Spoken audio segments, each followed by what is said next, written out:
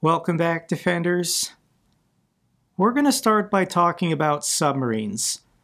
Trump again confirms U.S. nuclear submarines near Russia after Medvedev threats. 2. U.S. nuclear submarines are now positioned near Russian territory, following a week of escalating threats between President Trump and former Russian President Dmitry Medvedev. The Kremlin is calling for restraint after Trump deploys nuclear submarines. Okay, when I heard Trump say this, I had some thoughts. I'm a former nuclear and missile operations officer for the Minuteman III intercontinental ballistic missile system, and I don't think President Trump understands the nuclear triad. The purpose of the submarines is a second strike capability. If the Russians wanted to nuke the continental United States, there's no way they could get the submarines in a simultaneous attack. They don't know where they are. So in the event Russia attacked the United States, the submarines would surface and then strike back. You only have a second strike deterrent if that deterrent is always there.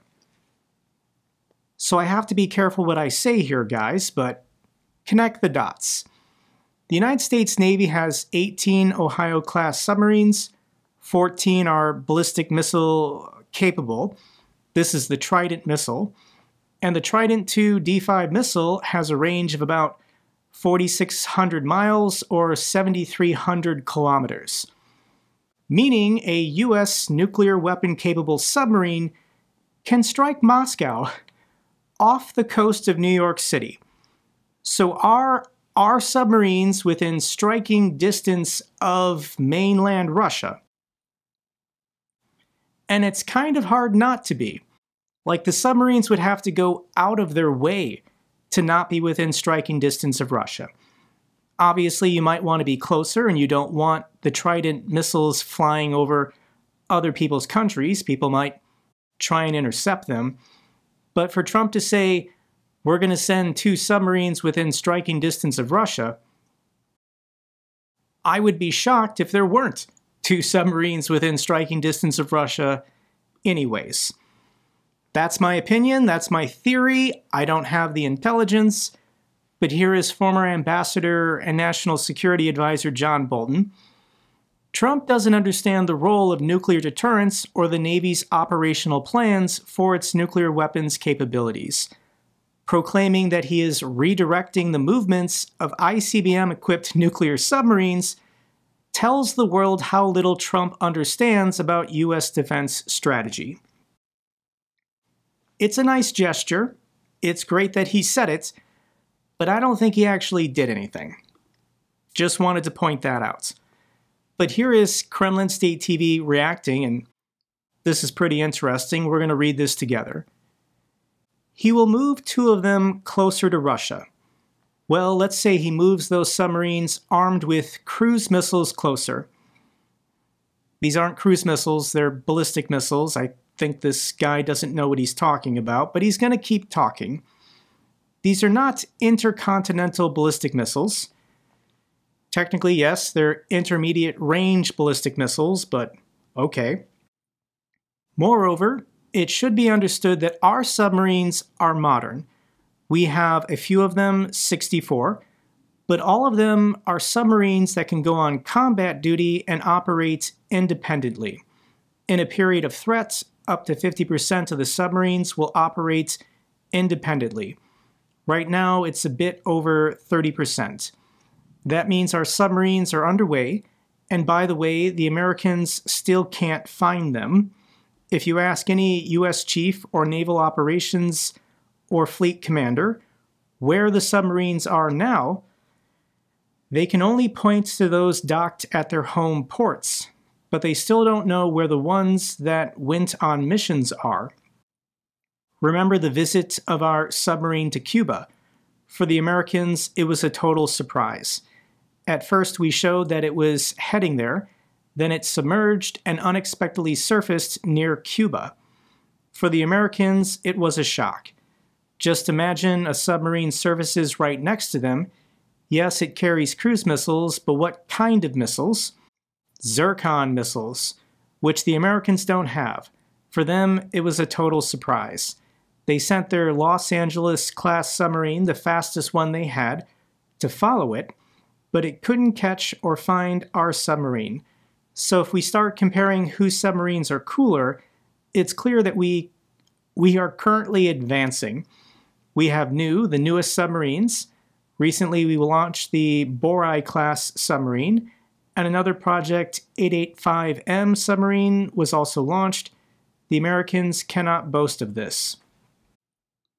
This was interesting because I've been hearing reports that none of Russia's nuclear weapon capable submarines are currently out at sea because Russian soldiers keep sabotaging their own submarines. Putin faces revolt as Russian officers accused of sabotaging their own submarines. This is a report from the VCheck OGPU Telegram channel. They're getting informal reports from Russian soldiers stationed on these submarines that they're not out to sea. And mysterious things keep happening on these Russian submarines. These Russian sailors have figured it out that if they sabotage their own ship, then they don't have to be out at sea for like 3 months. So it is possible that none of Russia's nuclear-capable submarines are currently deployed to the oceans, and I'm sure the United States has all of this intelligence. But they mentioned the docking in the port of Cuba. This was a little over a year ago, and the Russians were trying to scare the United States. This is the image of the Russian submarine sailing into the port of Havana. And you might notice there's some pieces of the submarine missing. These are the acoustical panels. This helps the submarine be more stealthy. And you can see there's panels that have fallen off their submarine, and they've not made repairs. This will make the submarine relatively easier to detect. In addition, this creates drag, which makes the entire submarine less efficient. But why would you have sailors posted on the top of this submarine, obviously for propaganda purposes, and you didn't fix the submarine first? This is all pretty stupid, guys, but no, I don't think either Russia or the United States is going to launch a nuclear weapon from a submarine anytime soon. The other top story for today, Trump raises Indian tariffs to 50% over Russian oil purchases. President Trump implemented an additional 25% tariff on India days after he imposed a 25% levy on a major trading partner. Now, what does the United States import from India? Stone, glass, metals, pearls, chemicals, plastics, rubber, leather, textiles. I want to be optimistic, guys. I want to believe that Donald Trump is helping, but I don't see how this helps. In response to Russia's brutal invasion of Ukraine, Trump's brilliant plan is for American consumers to pay higher prices on imported goods from India. I understand that if you increase the price, fewer American consumers will buy and import from India. India wants to have as robust exports as possible, but I don't think this is going to do anything. Modi of India has already rejected this, saying that they're going to continue buying Russian oil. India has the right of self-determination to pick and choose whoever they want to trade with. India claims they are neutral. They're not picking favorites, they're not taking a side, they're just doing whatever benefits India the most. India holds up mirror to the West. Stop your Russian oil deals before demanding ours. Under pressure from the US, India insists its energy strategy is economic necessity, not political choice, and calls out Western double standards. So yes, there are democratic countries, Western nations, still buying Russian oil. But who is now the biggest offender? And it's Saudi Arabia. Saudi Arabia was the top buyer of Russian fuel oil in June. Would Donald Trump ever sanction Saudi Arabia? Would he ever place tariffs on Saudi Arabia? And no, he wouldn't. Donald Trump loves the Saudis. So why are the Saudis buying so much Russian oil? And it's because they want to buy cheap Russian oil, burn that at home, burn that domestically, and then export as much of their own crude oil for maximum profit. If they can import from Russia at $45, $50 a barrel, and then export their own oil to the world at $60, $65, they can keep the profit for themselves. Basically, this is what India was doing. India was importing cheap Russian oil and then using their own domestic refining capacity to export at a higher price their own domestically produced petroleum products and goods. Why is Donald Trump putting pressure on India? And guys, I don't want to promote conspiracy theories, but I'm giving you my opinion. I think Trump is doing this to benefit Saudi Arabia. If India purchases less Russian oil for cheap prices, Saudi Arabia can buy more for lower prices. They can then maximize profits for themselves. I wouldn't be shocked if the Saudis were just buying cheap Russian oil and then exporting it as their own. Saudi Arabia can do whatever they want. Putin holds 3-hour talks with Trump's envoy at the Kremlin. Witkoff arrived in Moscow early Wednesday morning, and he met with Putin for about 3 hours. We don't like Steve Witkoff. Putin exercises reflective control over Trump. He got Trump to send Witkoff instead of a seasoned diplomat to Moscow. Marco Rubio didn't go. General Keith Kellogg didn't go. Steve Witkoff is a real estate lawyer.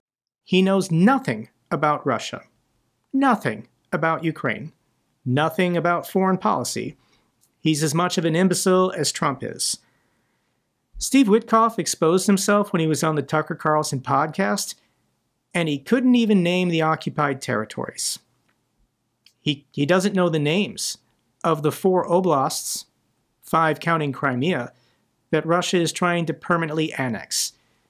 He doesn't know, and he doesn't care, but for some reason, this is who Trump sends as his top and only negotiator to meet with a former KGB intelligence officer. And sure enough, it looks like Taco Trump wants to taco out. My special envoy, Steve Witkoff, just had a highly productive meeting with Russian President Vladimir Putin. Great progress was made. Afterwards, I updated some of our European allies. Everyone agrees this war must come to a close. No, I don't think Putin agreed to that. And we will work towards that in the days and weeks to come. Thank you for your attention to this matter. So Trump is going to make an announcement in a couple hours. This video will be up. Trump will then make some kind of press conference statement, and what's he going to say? And here's the speculation. Russia considers air truce proposal to Trump without ending the war. This is according to Bloomberg. This is what we did 2 months ago.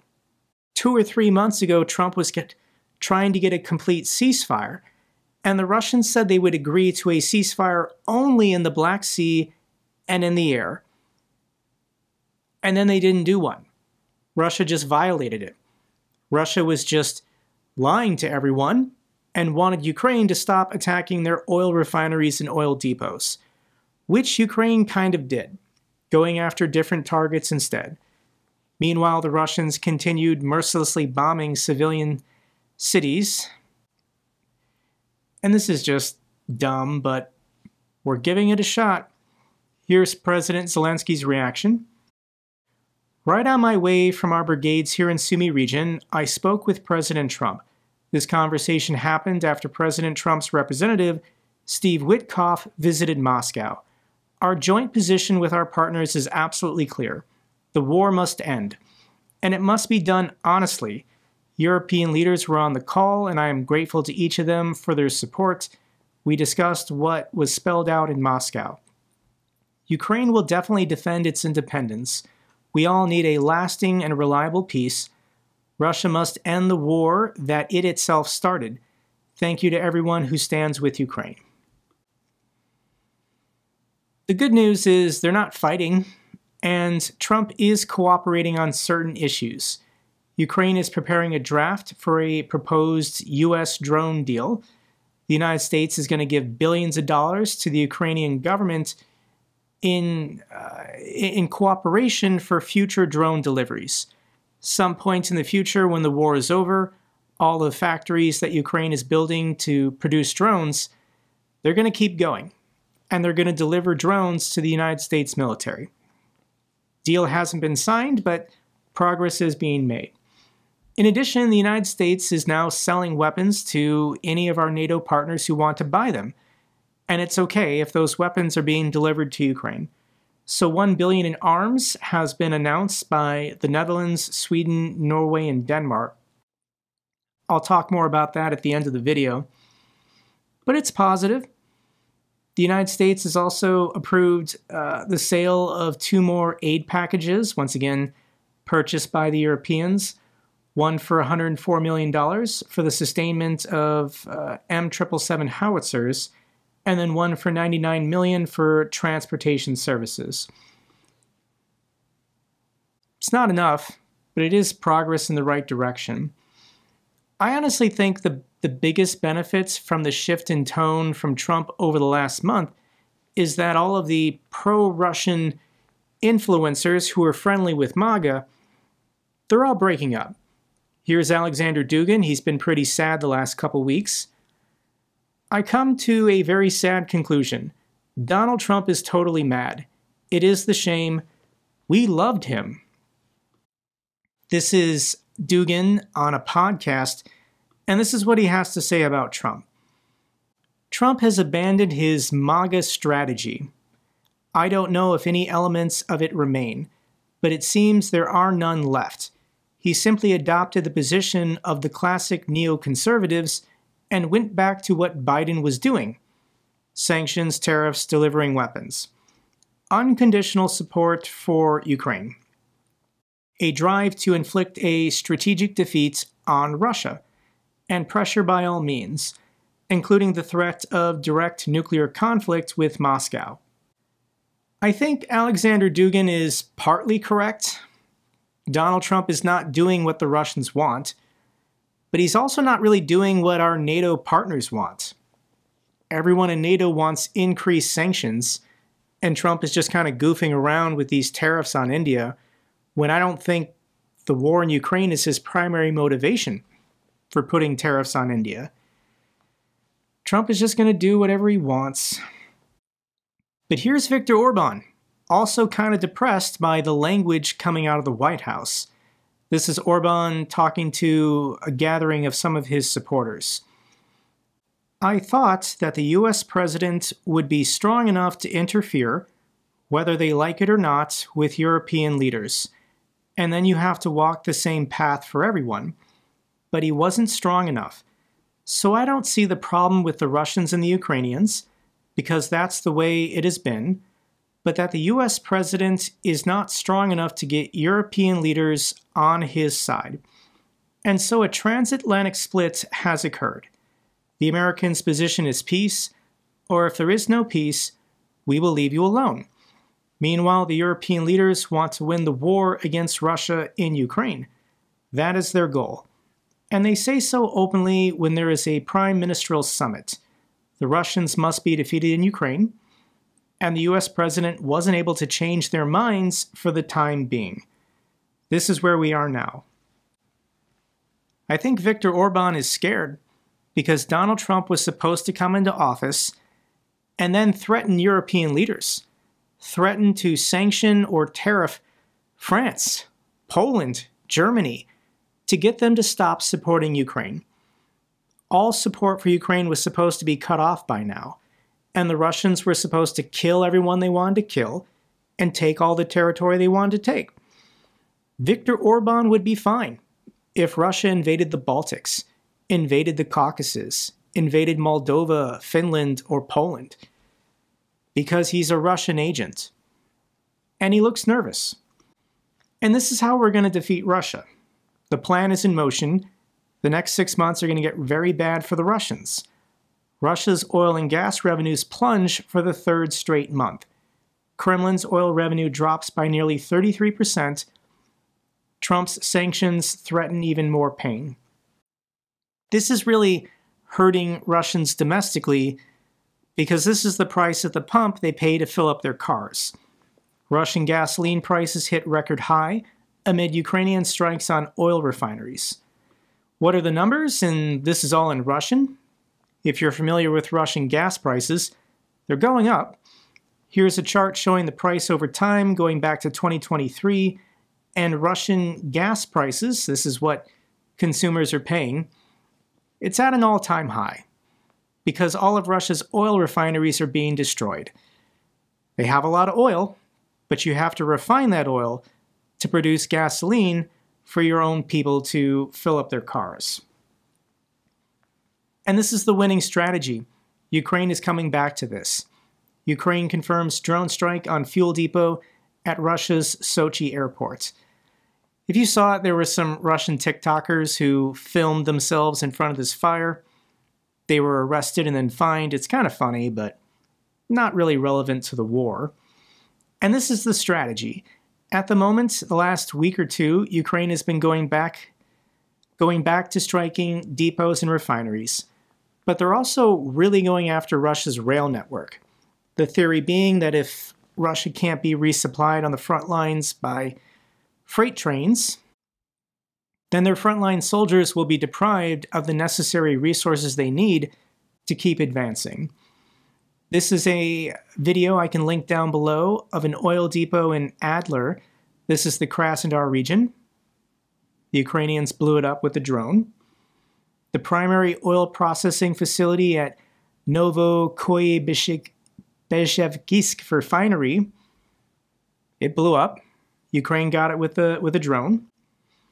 Massive Ukrainian drone strike targets Russian railway station in Volgograd, confirmed by the locals. These are fuel train cars. Anytime Ukraine has the intelligence that Russia is moving fuel by train, Ukraine's going to try and blow up that train. Fuel burns nicely, and the Russians need fuel on the front lines to keep fighting. Drone attack hits Russia's Rostov Oblast. Fire breaks out near the railway station. Aside from that, there's other high-value targets. Ukraine's security service obliterates Russian $50 million Su-30 jet. This was at an airbase in Crimea. Ukraine has hit this numerous times. 5 Russian fighter jets were hit and damaged, with one being confirmed destroyed in occupied Crimea. This is a video I just want to share with you. This woman is being dubbed a Black Widow in Russia. She was drunk and on a live stream. Her name is Anastasia, and she is a resident of Tumen. And she shared on this live stream how happy she was that her husband signed a contract to go off to fight and die in Ukraine. She talks about the benefits and then says she'll get even more benefits when her husband dies. He's going to the SMO. I'm establishing paternity of the kids, and we're like this happy couple. I got a one-time payment of 5 million rubles. I also get a monthly payment of 200 to 300,000 rubles. Plus, just think how effing awesome this deal is. Kindergarten benefits, school benefits, a monthly allowance as a serviceman's wife. We're gonna live well. We'll go to the seas, guys. Why do you think my kids are traveling around Abkhazia? We gave some money to one girl, and she's going to Anapa. And then he'll get killed there. She's laughing, and then she does the equivalent of knock on wood because she wants it to happen. I don't know if we'll buy a house or not. This is what Russian women think of their own husbands. Russian society is just very dark. Let's get to the good news for Ukraine. Sweden, Norway, Denmark, and the Netherlands sent American weapons worth $1 billion to Ukraine within 2 days. Thank you so much, the fantastic Dutch, Swedes, Norwegians, and Danes. This is how much they spent of their own money to purchase American weapons that will be delivered to Ukraine. I know, I understand, Congress should pass another aid package and the United States should be paying for this, but we've got to do what we've got to do right now to get these weapons to Ukraine so that Ukrainian defenders can continue holding the front lines. And here's a special shout out to the fantastic Dutch. Netherlands becomes first NATO country to buy US Patriot missiles for Ukraine, allocating 500 million euros. Thank you so much to these fantastic partners. Panama just slammed the door on Russia's shadow fleet. Tankers over 15 years old will be blacklisted. So basically, Russia has been buying these shadow fleet tankers and then registering them with a Panamanian flag, but Panama said they're not going to allow them to do this anymore. Okay, thank you, Panama. I appreciate it. Final clip I have for you is President Zelensky visiting frontline defenders. This is near the city of Vovchansk. He recently also went to Sumy. And I just want to share this clip with you a little bit of Zelensky risking his life to go to the front lines to recognize and honor frontline soldiers. This is something that Putin doesn't do. Захопити залишки пішохідного моста, укриття. Практично завод практично знищено. Дякую за службу. Служу народу України. Дякую. Дякую за службу, Михайло. Служу народу України. Будучи пораненим, воював, не виходив з позиції. Я вивчу питання. То тоді, коли там обмежена видимість, то тоді страшна, вона стала жорстокою. Що навіть бати кажуть, чого, давайте вб'ємо там і так далі. Вітаю вас, слава. Дякую за службу. Служу українському народу. Вітаю, Максим. Дякую. Дякую вам за службу. Служу українському народу.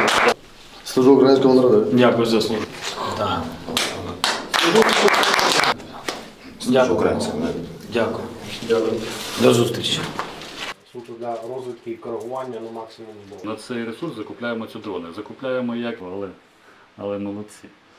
І виграв цей бій, він там 9 днів.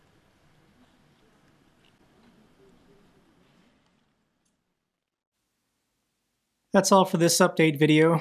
Glory to Ukraine, glory to the heroes. If you found this video informative, give me a thumbs up. Best way to support the channel. Comments and questions, let me know down below. I love hearing from you guys. Till the next video, keep defending the truth, keep defending democracy.